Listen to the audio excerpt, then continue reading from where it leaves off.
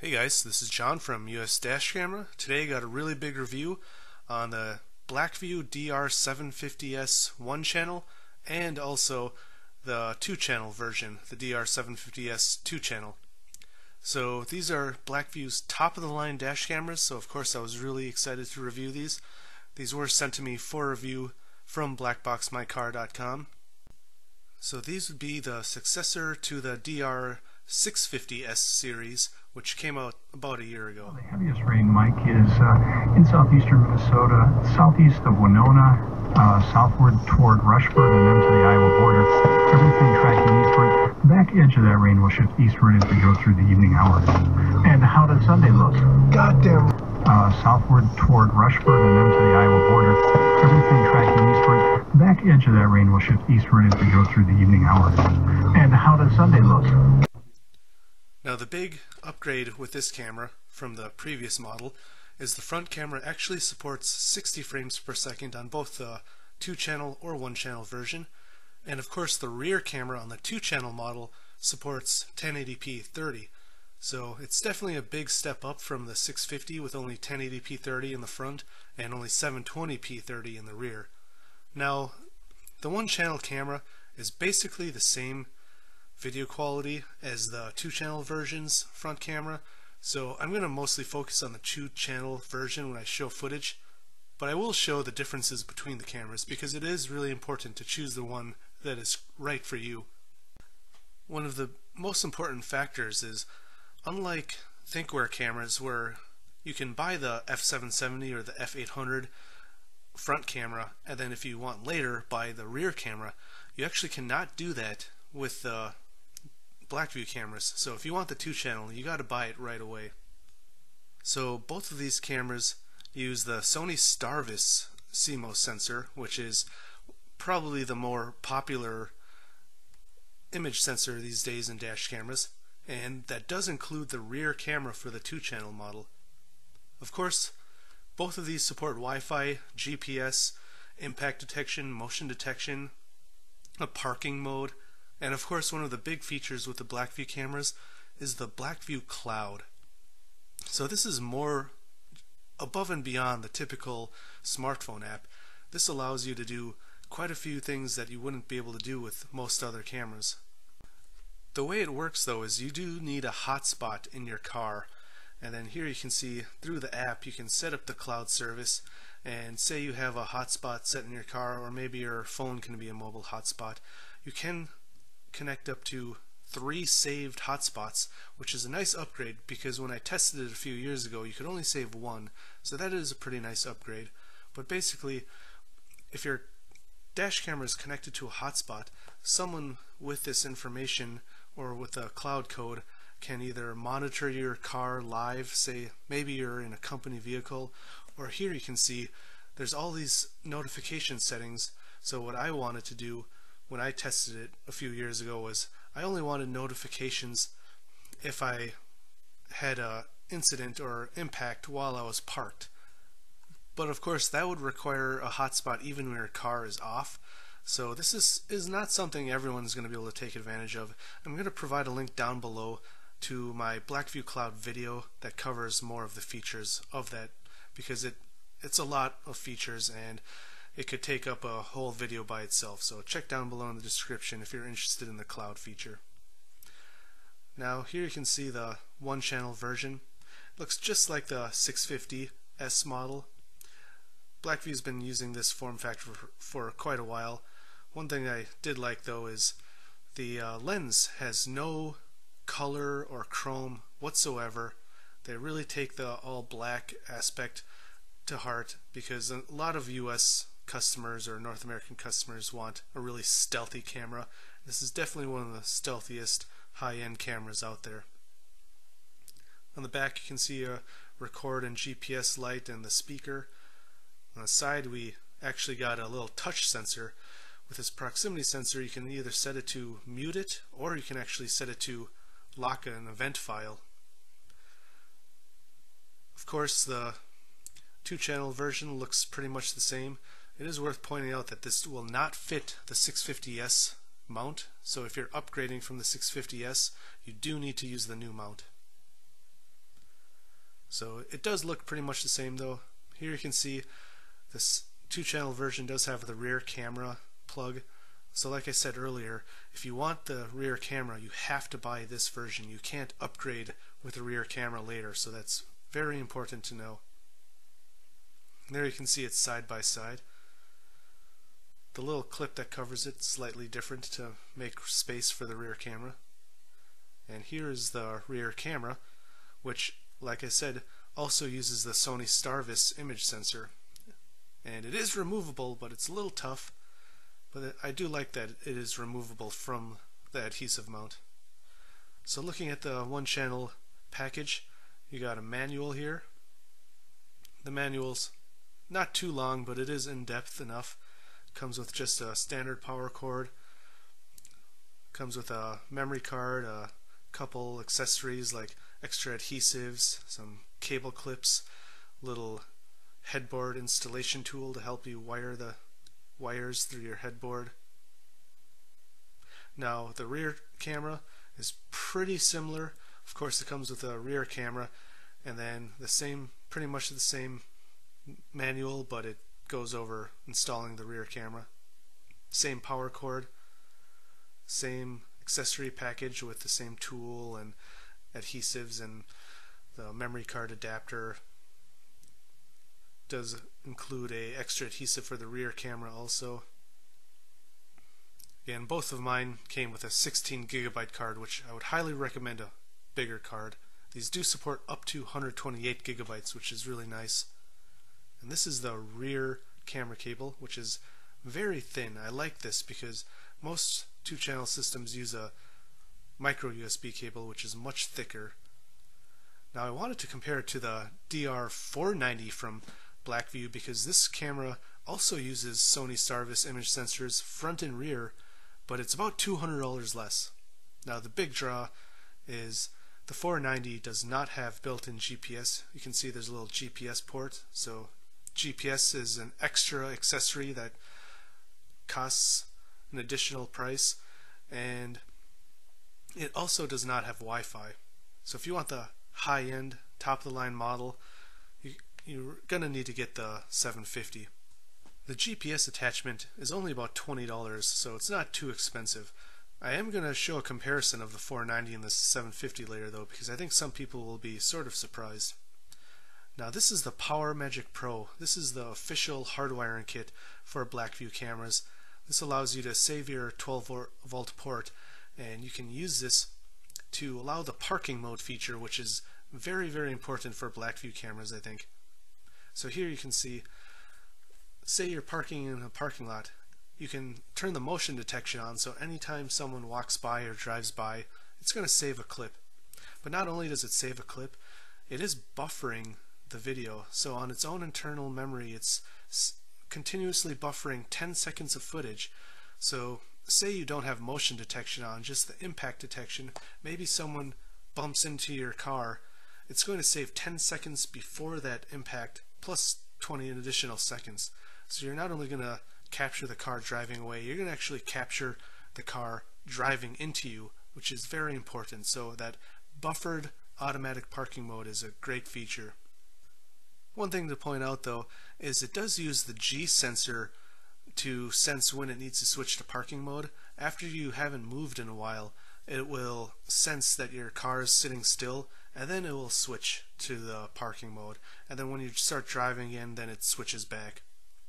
Now this little device has a couple dip switches, and what's neat about it is it'll allow you to set both the voltage you want it to cut off at to protect your car battery. So your camera's not just going to be running your car battery down until you have a dead battery.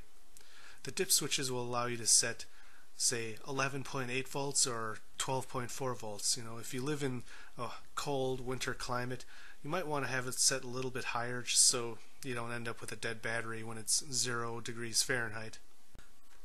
So the way this works is it connects to your fuse box. There's one wire that connects to a fuse that's always on, and one that connects to a fuse that's only on when your car's on. So that way when your car shuts off, it starts that timer, and then it knows when you need to cut off the power if your battery's getting low, or with a timer, which you can set as low as 2 hours, or you can just have it go for infinite. So you do got to read the manual and learn how to set the dip switches, but it's pretty easy. Another option, if you're worried about your car battery, is getting a dashcam battery like this CellLink B. Now, Blackvue does offer their own battery pack, but from what I've heard, the CellLink B is still the better option. It basically connects to your fuse box in a similar way as the PowerMagic Pro, but the camera runs off this battery instead of your car battery, so you shouldn't have to worry about your car battery going dead. It is very expensive compared to most other options. Here's another really affordable option.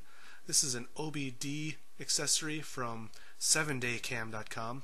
They did send me this for review, so I will have a video review on this sometime soon, but this just connects to your OBD port, and it'll allow you to get that same voltage car battery protection, and you do have a on-off switch, so you can just turn it off if you park and don't want to use parking mode. Unfortunately, there is no timer on this. Of course, a lot of people are going to want to know, how's the 750S compared to the Thinkware F800? The F800 from Thinkware is also another top-of-the-line, high-end dash camera with a buffered automatic parking mode. Now, there is an even higher-end version than the one I have, the F800 Pro, but I don't currently have it, so I couldn't review it side by side with this. But as you can see, the 750S models look very stealthy. You can see that one with the lights is the F770, a previous model. Now, I just wanted to quickly touch on the F800 versus 750S. Basically, my findings were the 750S with the 60 frames per second did seem to be able to read signs and license plates better at a close distance, but mine was slightly blurry. Blackvue seems to have this problem with having their lenses out of focus, so I could actually read signs, street signs, further away on the F800 than the Blackvue, yet with the Blackvue I seem to be able to read the closer ones better, and I think it's because that 60 frames per second does help. That out of focus issue is a whole nother issue though, which I'll touch on later. Now, one big difference between the Thinkware and the Blackvue though is Thinkware uses a direct connection to your fuse box, so it switches pretty much instantly when your car turns off to parking mode, and then when your car turns back on it switches back to normal recording. But you can see here it actually wasn't recording from the time I turned it on, and there you can see that's where it started recording again, and that's a little frustrating because there was about a 15-second gap between parking mode and normal recording where I almost got in an accident and I almost missed the footage with the Thinkware. Now, of course, since it has Wi-Fi, it does have the app, which has been getting more and more developed over the past few years that I've been using Blackvue cameras. Here you can filter through the different types of videos you record, like normal recording, events, or parking mode.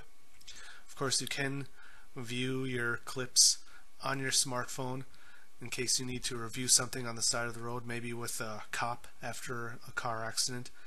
Then of course you can view the rear camera, and then if you find a clip that is very important, you can wirelessly transfer it to your phone. Then once you get home, you can transfer it to your computer or upload it straight to YouTube from your phone or whatever. This is a feature a lot of cameras these days has, but Blackvue's app is pretty well developed, I think. Of course, you can also view a live feed. The live feed isn't really to monitor from the Wi-Fi app like the cloud app is, but it does let you set the picture quite easily, so that way you know you have a good angle. Now, in the app, you can set a couple different settings, such as what maps you use depending on what country you're in, kilometers or miles per hour. And these are just the specific app settings, but of course you do have the camera settings, which everyone should set the first time they use to make sure they have the settings like they want. What I do like is it can sync to your time zone with GPS. You can switch your resolution. Of course, the highest resolution here is 1080p 60 in front and 1080p 30 in rear. It does have a night vision mode, And with a new firmware that came out in September 2017, it did actually say to put the brightness down to 1. So that's what I was doing there. Now here you can see the different types of recording you can turn on or off.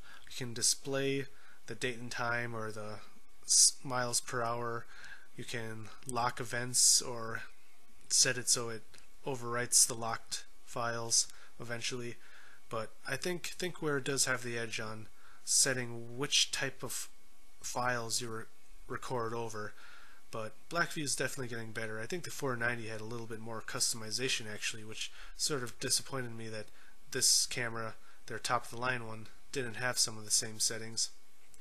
Of course here you can see I'm setting all of the different G sensor or motion detection sensitivity. What I do really like about this is you can finally turn the rear security LED off, because when I had the 550 model and the 650 model, I couldn't turn my rear camera LEDs off, and that was annoying because I don't want people to see the camera in there. That just seems like it's going to attract thieves. So I really like that you can finally turn the rear LED off. A lot of these other settings are pretty standard. Of course it does have the voice guidance, because this camera does have audio alerts such as when you switch between normal recording or parking recording. It will tell you also when you start your car and switch to normal recording, it'll tell you how many impacts it sensed while you're in parking mode. That's something Thinkware also does, but that's one of the great features I love about these high-end Korean cameras with this automatic parking mode. Now, in addition to telling you how many times your car was impacted during parking mode, there's a lot of different other audio alerts. No SD card. Restarting.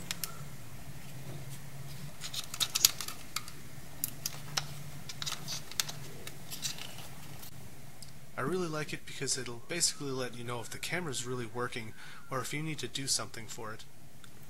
Blackvue for your safe driving. Starting normal recording. And here's the touch sensor. Audio recording off. Starting audio recording.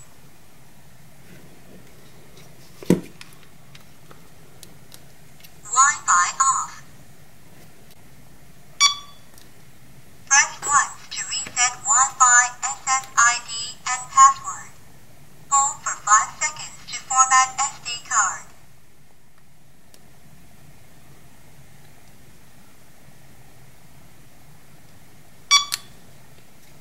Formatting SD card. Please do not disconnect the power. Restart. So there are a lot of positive things about this camera. It really is a high-end camera with a lot of features. The cloud feature is probably the best in the market, but a lot of people are gonna be stuck on the video quality. Now, not everyone has been having the focus issues that I believe I've been having, but I feel like anything further than about 10 yards away or 10 meters away from the camera seems to be out of focus, and it seems to mostly affect the front camera, or maybe I'm just overthinking this or seeing things, but I have noticed other people complain about the focus issue on Dashcam Talk, and this is something that's been plaguing Blackvue cameras since I've been using them over 3 years ago with the 550 series.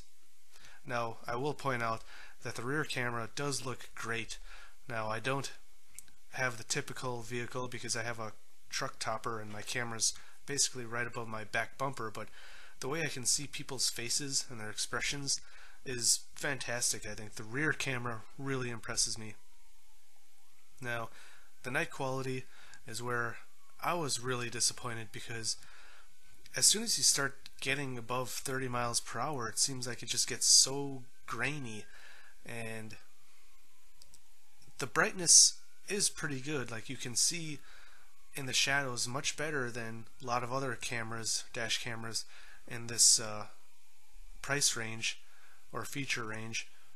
But it is still disappointing because you can spend easily over $500 if you buy it with the 128GB card, and I think most consumers are just going to want to be able to see video that looks good. Now, that doesn't necessarily mean you're losing out on important footage or license plates. When I compared it to the F800, it didn't seem like there were instances where I could read a license plate on the F800, but I couldn't on the 750S. But at the same time, like I've been saying, I still would like the video to look good too, but is that really important if you're still able to read license plates just like you could with other cameras? Now, if you don't care about parking mode or all these other advanced features and you just want to be able to read license plates, this camera is not for you. Go for something like the A119, because that has 1440p and you can read license plates much better. The night quality seems much better, less grainy. And here you can see this clip. I did update the firmware to the most recent firmware, and it looks different, but I wouldn't argue that it looks better, really. It just looks different to me. I couldn't read any signs or license plates any better than I could before, so it's a very minor change, and to me it doesn't really make a difference. Now here I wanted to compare the 750S with the 490 because both of these cameras use the Sony Starvis image sensors. They're both 1080p front and rear. Now the 490 doesn't do 60 frames per second in the front, but in many ways I think the 490 looks better. Here in the day, it's not going to look as good as the raw footage because it's edited and compressed, but I thought the 490 actually looked slightly better than the 750, and the 490 starts at about $200, where the 750 is about a $400 to $500 camera. Now at night, I would say the 490 actually did look better, but the 750S did have much better brightness, and with the 60 frames per second it does seem to make a difference on readability at close distances, but at the same time it just sort of bothers me that the 750 is so grainy and so ugly to look at compared to the 490. So after testing the 750S 1 and 2 channel, the 490 2 channel, the F800, it's really hard to say what camera is the best because there still really is no best.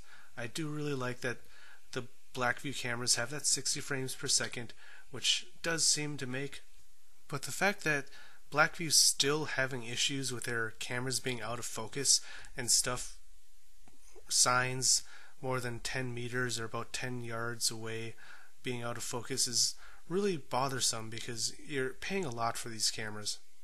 Some people might ask, why buy the single channel version? I would say the one channel version does have its place in the market. Perhaps you have some sort of van or company vehicle where there is no rear window, or maybe you have some sort of sports car that doesn't have a good rear window.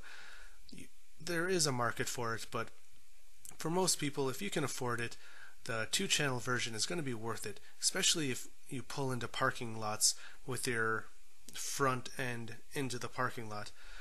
Now if you only get the one channel version, I would recommend backing into parking spots, so that way if someone backs into you in a parking spot, you're going to capture that. That is very important because otherwise that parking mode isn't that useful. Now if you don't care about the Wi-Fi or the GPS, or maybe you do care about the GPS but not the Wi-Fi, the 490 is a very good option. It's a couple $100 cheaper, and it has the same image sensor, and in the daytime it almost seemed better, or arguably it seemed better in the daytime to me, and at night, while it did look darker, the picture overall looked better, and it's really a great camera that I think a lot of people are overlooking. People should really check out the 490 if they don't want to pay as much for the 750, or maybe you can get a good deal on the 650, because the 650 seems to have pretty good video quality comparable to the 750. In some instances from comparisons I've seen, it seemed like the 650 was better at reading license plates from a further distance.